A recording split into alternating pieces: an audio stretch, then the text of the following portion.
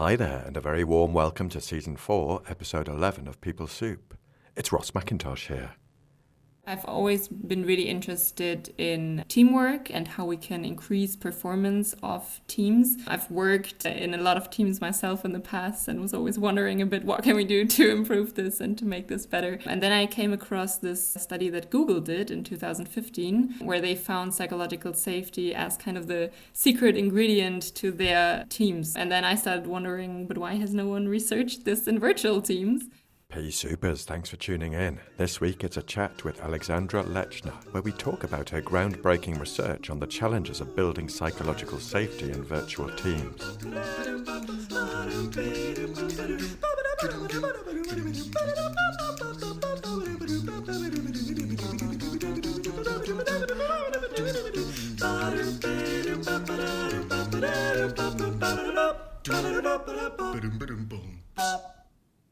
PeopleSoup is an award-winning podcast where we share evidence-based behavioural science in a way that's practical, accessible and fun to nourish your mind to flourish at work. In my chat with Alexandra, she also presents the barriers and enablers to psychological safety, and it's fascinating to hear her recommendations too. Let's take a quick scoot over to the news desk. Reviews are in for part 2 of my chat with Dr. Nick Hooper, where he reflected on his book, The Unbreakable Student. Melanie Labarre said, I bought this book for my friend's daughter who is off to university soon after listening to the first half of this chat. She already loves it. Can't wait to get stuck into the second half. I love it when new and helpful resources come my way. And in a later tweet, Melanie went on to say, thank you for a marvellous book and a fantastic interview. So Melanie, thank you so much for listening. We really appreciate it. Glad you enjoyed Nick's book. And yeah, if you haven't heard it, folks, why not have a listen? I'd suggest it's a treat for your ears. In other news, me and Annie Gascoigne are proud to have launched our Flexibility at Work training program. It's a modular approach designed to share insights and a toolkit for how we bring contextual behavioural science to organisations to cultivate behavioural flexibility, well-being and effectiveness. There are discounts for students and recent graduates as well as early bird offers. So follow the links in the show notes or go to bookwen.com/flexibilityatwork. That's bookwen.com/flexibilityatwork. For now, get a brew on and have a listen to my chat with Alexandra Lechner.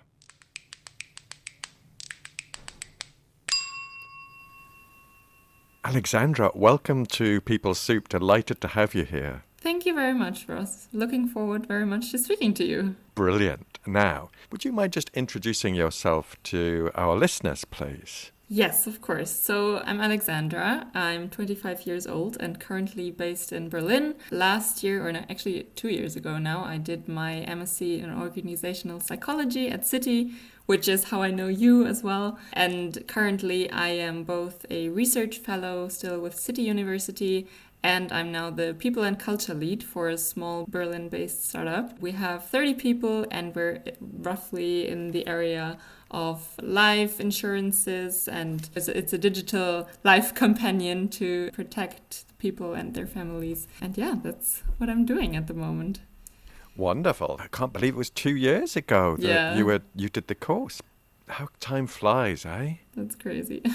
So, the reason I've invited you back on, because you've been on once already, because you went to the ACBS conference last year and checked out a few of the speakers and sessions. But today we're focusing on your master's research, which has now been published, P-Supers. Let me just tell you, it's been published in Organisational Dynamics. Is that right? Yeah, that's correct. And the title of the article is How to Create Psychological Safety in Virtual Teams, Alexandra Lechner and Jutta Tobias Mortlock. Yes, very exciting to me still. Yeah, well, me too. I've got it here, printed out. I'm so chuffed for you. I'm so delighted that you had this published because I think it's so important. I think psychological safety is becoming more known, the kind of concept of it. And I think people are really interested in how you can create it or cultivate it, particularly in virtual teams. Yeah, that's true. I was quite surprised that there wasn't as much, or actually, there was no research out there about psychological safety in virtual teams, which was very surprising to me. But yeah, now there is.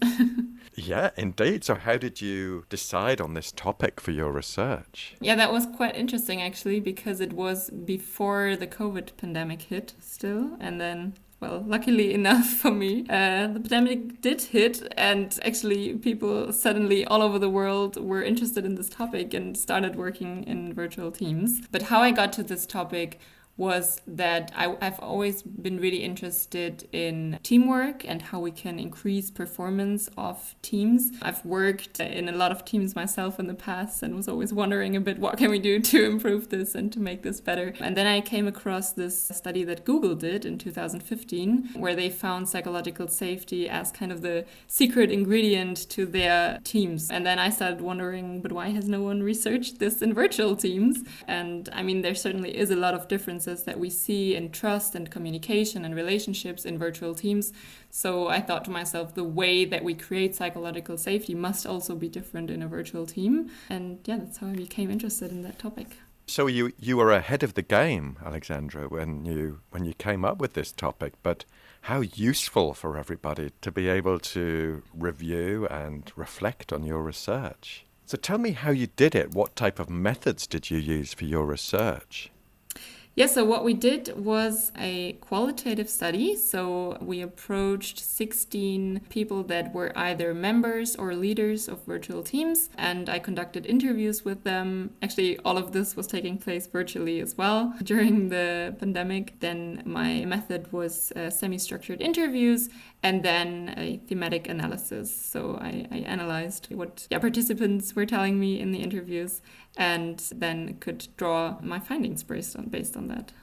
I'm always interested because I love qualitative research. And it drove me slightly crackers as well, having the transcriptions, reading through them, becoming immersed in the data, having post-it notes all over a wall in our flat.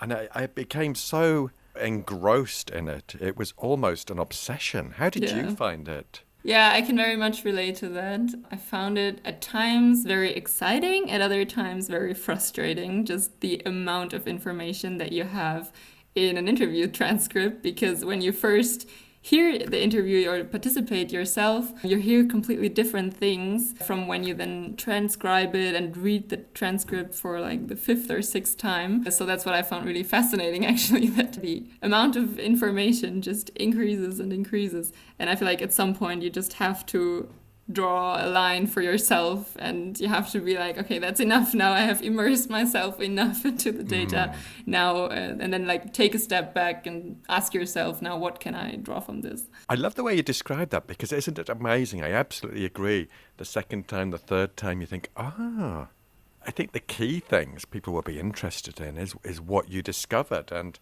in the paper, I'm just going to the right page, there's a lovely table. Table 1, PeopleSoup, if you want to look up this paper yourself, which has practical recommendations for cultivating psychological safety virtually. Is that the summary of your thematic analysis, would you say? I think that summarizes it pretty well, yes. But maybe if I had to give like a one-line summary of the key finding of the paper, I think it wouldn't even be that specific. I think it would be that we can all learn how to make our teams psychologically safe. Like there is no really secret ingredient to it. It's not magic or whatever. It's very practical skills that we can all learn and we can all apply to our day-to-day teamwork. And I think that's really good news, as many of us are now working in virtual teams. So for me, that would probably be the main takeaway. Thank you. I think you're quite modest in the way you describe this, because when you're in the midst of a pandemic, everyone's getting used to working virtually. We're not always thinking straight about, how could we make this more effective? So I think using your findings as a guide could be tremendously useful to people out there as a starting point to consider, how would this apply in my context with my team? Yeah, that's true. And particularly as here in the UK, some organisations are talking about going back to what they're describing as hybrid working, where people would be in the office for part of the time, not in the office for another part of the time. And how's that going to work? So I think this could have multiple uses for folks out there. Yeah, that's true. Although I think that the hybrid model will pose completely new challenges that probably even I didn't consider in that paper. So yeah, lots of new challenges ahead. Maybe that's your next piece of research. Yeah, true. That could be.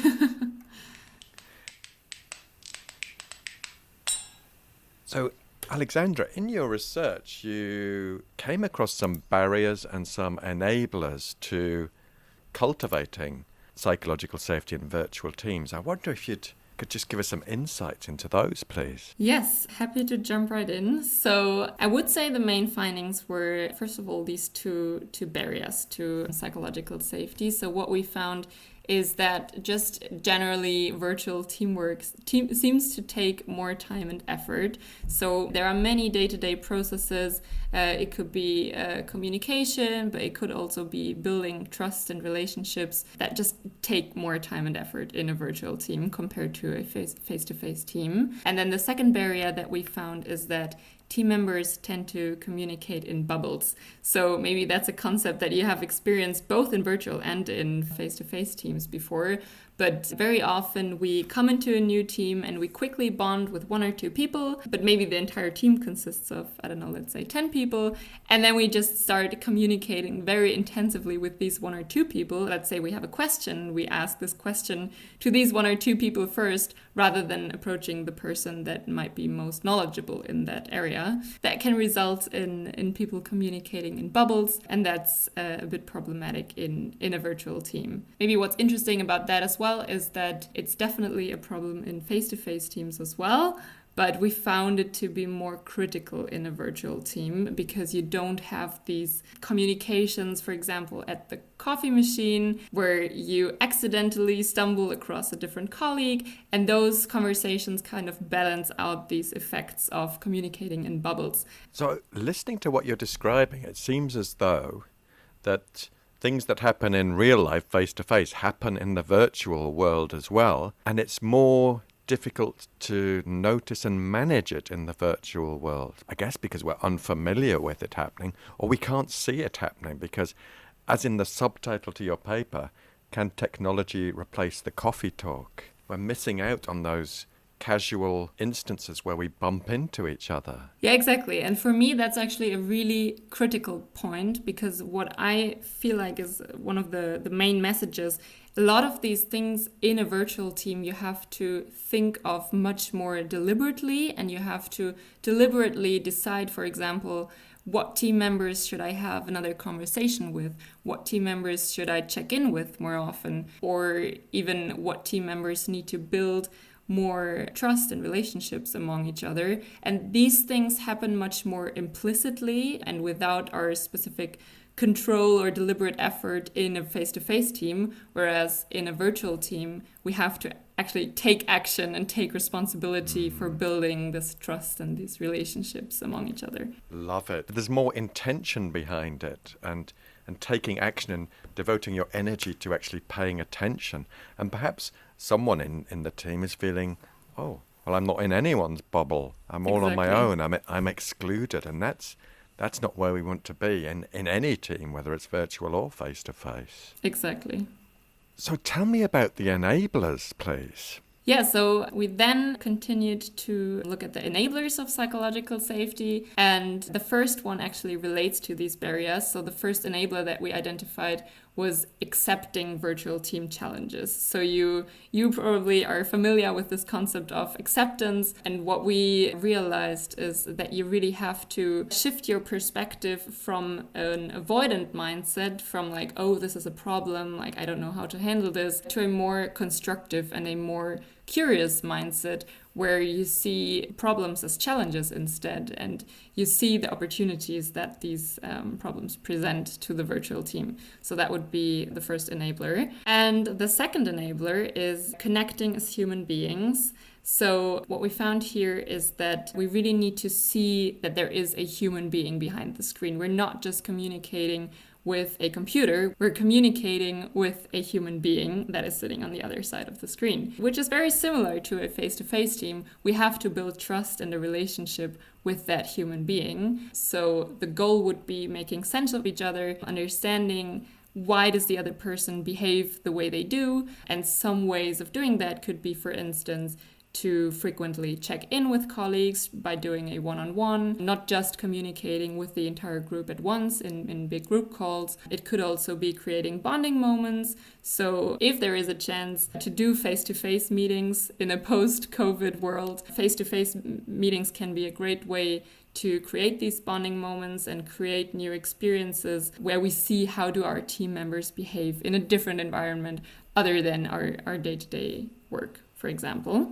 And then, we have the third enabler, which is discussing the rules of the game. And that's actually, I think that's the one that's probably most untypical and that probably least virtual teams do, because that's what we mentioned before, that in a virtual team, you have to talk about these things much more explicitly. So you have certain rules of engagement, for example, or like a code of conduct that normally we probably don't talk about. So if you're in an office and you, for example, you see when do my colleagues take a lunch break, or until what time do they work, or how long do they take to respond to emails? You see all these things implicitly and you don't have to speak about these things. But in a virtual team, it suddenly becomes very important that you actually talk about how do we want to work together? What are our rules and what are maybe the implicit rules as well? And just create a bit like a code of conduct for the entire virtual team. I really love that, because you're right. It's kind of seems intuitive, but without you guiding us through this and presenting it to us in this structured way, you can lose sight of this stuff. And also the assumptions we make. If we're sat around a table in a room, we might all have assumptions about what this meeting is going to be about and what we're looking to do. And that's kind of magnified and complexified, if that's a word, when we're on a virtual world, because there's more distractions, but there's also assumptions that we don't check in with each other and go, can I just check what we're doing here in this meeting?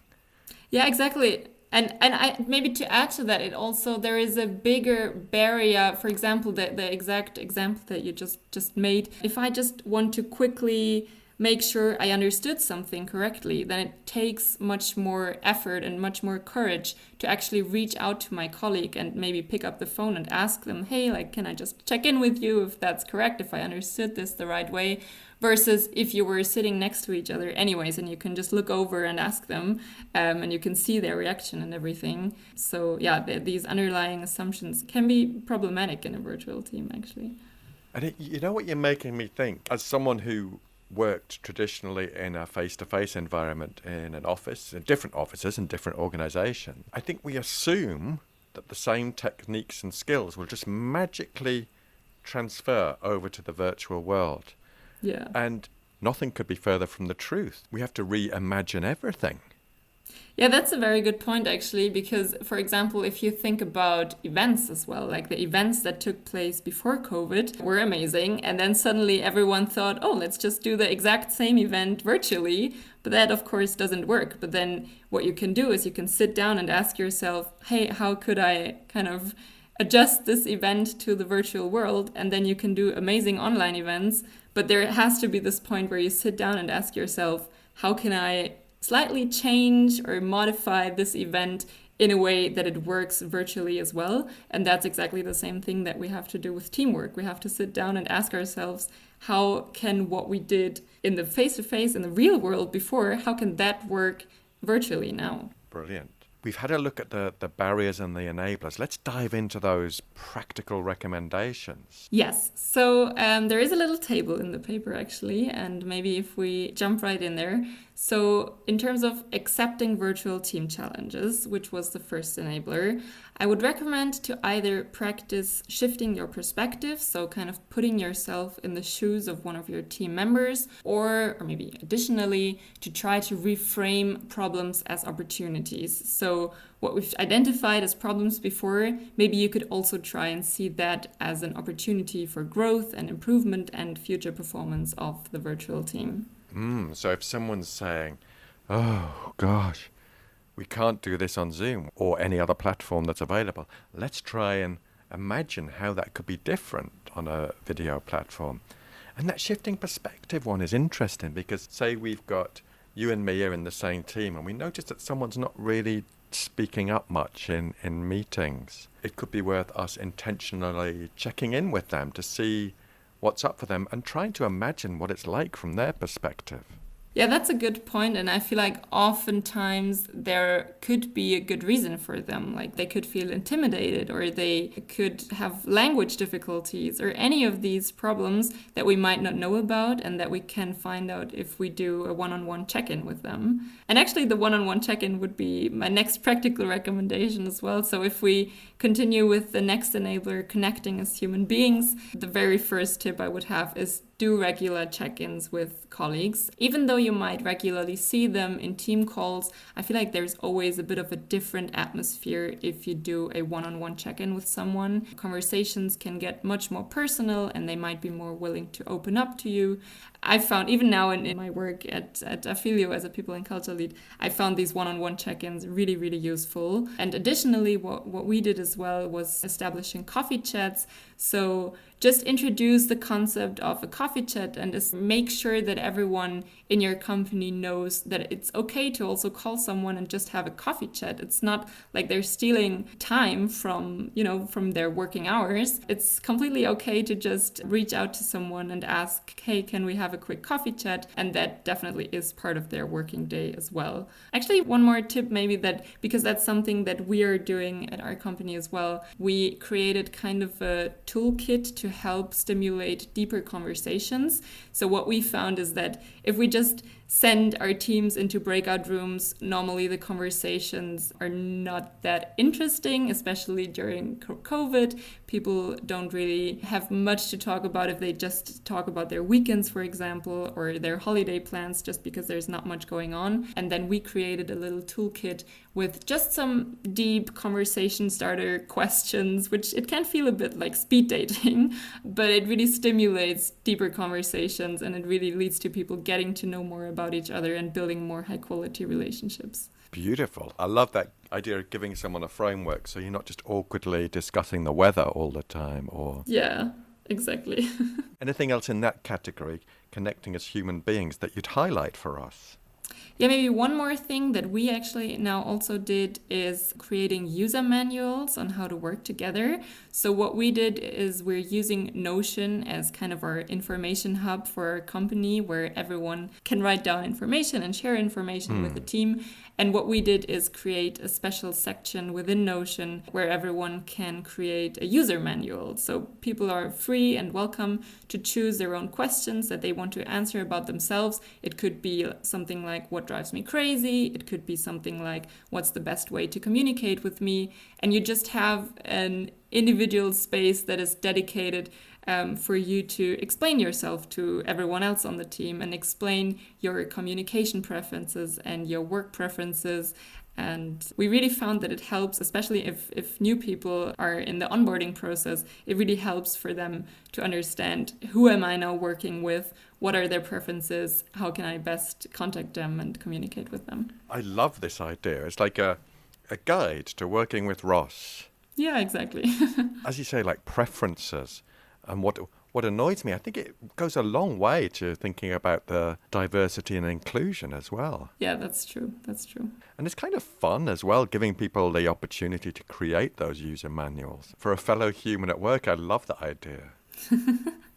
Yeah, I think it can really also stimulate interesting conversations. For example, let's say you have a coffee chat with a colleague and you read their user manual before you have the coffee chat with them. And then you can start the conversation with something that you read in their user manual, or maybe they listed a book that they read and you read the same book or something like that. It gives you a bit more depth about the person on the other side of the screen.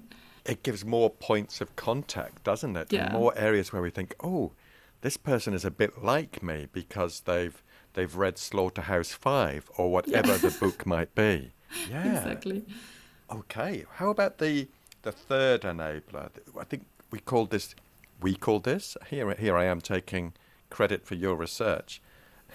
How about the third enabler, discussing the rules of the game? Tell me about that. What are the recommendations there?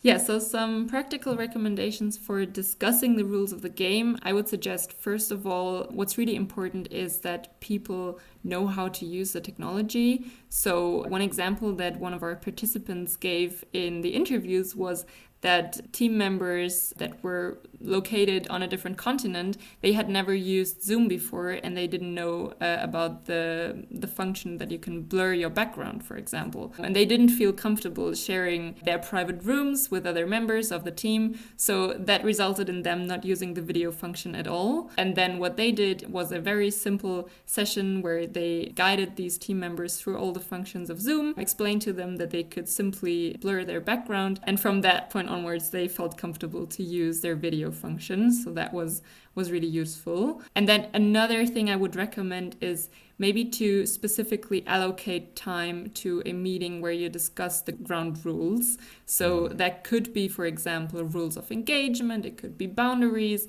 it could be something like, where do we want to keep our decisions? For example, if you work with Slack, what does our Slack status mean? So can you put a specific status when you're on your lunch break or when you're about to go on holiday or things like that? It just really eases communication if you discussed at some point how you want to communicate and how you want to work together.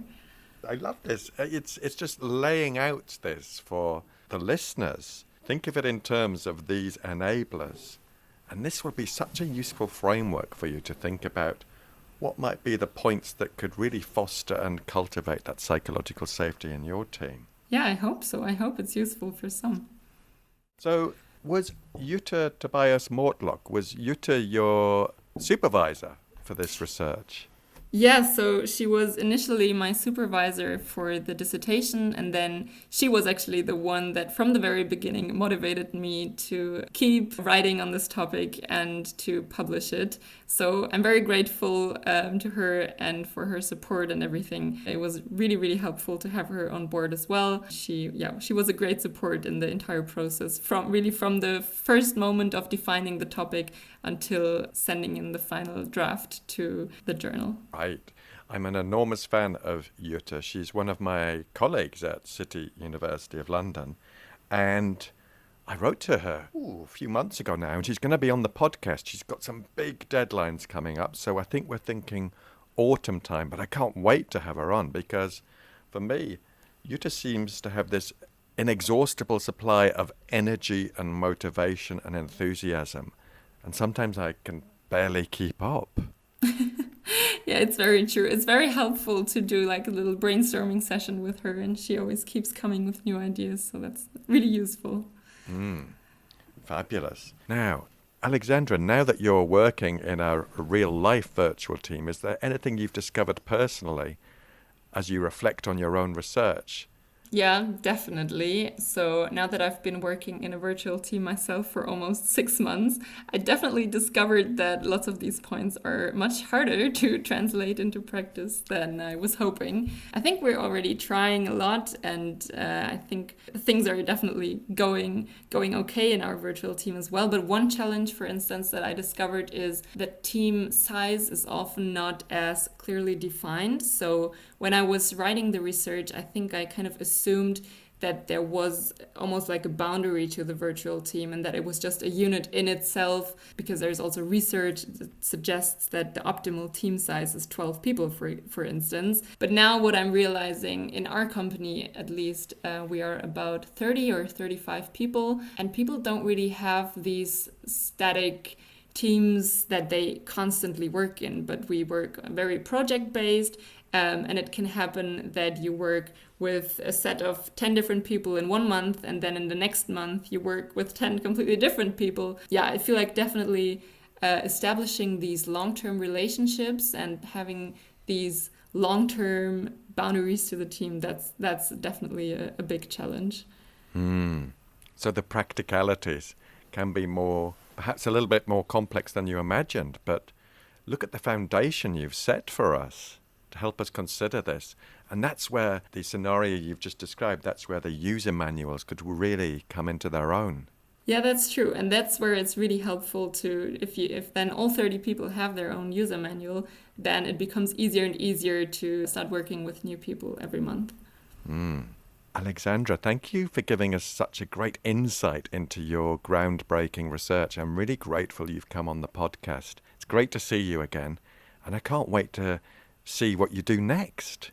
Thank you very much for having me. It was a pleasure, as last time. And yeah, happy to speak to you again. Brilliant. I can't wait. Thank you so much, and see you soon. See you soon, Ross. PeopleSoupers, that's it in the bag. Thanks to Alexandra for bringing to life her original research, which I think we could all find useful.